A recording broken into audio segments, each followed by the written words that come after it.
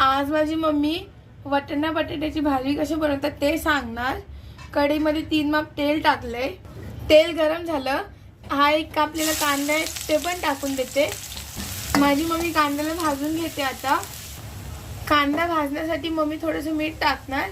मम्मीने 1 चमचा मीठ टाकलं, अजून हे थोडीशी हळद टाकली आहे, पाव चमचा। मम्मी आता याला मिक्स करून घेते। गॅस फास्ट आहे। घरी बनवलेले थोडे लसण मम्मीने पेस्ट केले ते टाकते। आता कांदा भाजून झाला, मग हे थोडंसं कढीपत्ता टाकते मम्मी। त्याला पण आता थोडंसं तेलात फ्राय करून घ्यायचं। हा एक टोमॅटो कापलेला, टोमॅटो मऊ झाला। आता याच्यात मसाले ॲड करूया।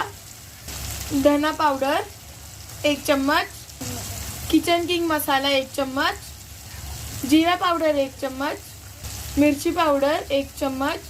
मसाला आता भाजून घेऊ।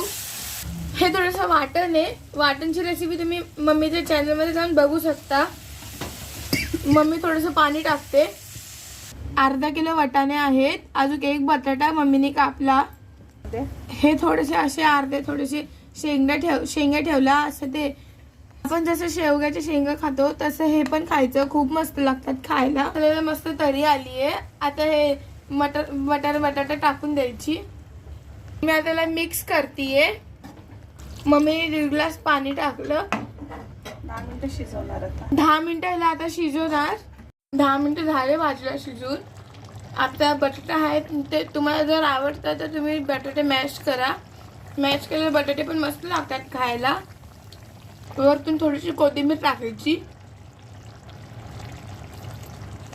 गॅस बंद करायचा, त्याला मिक्स करून घ्यायचं।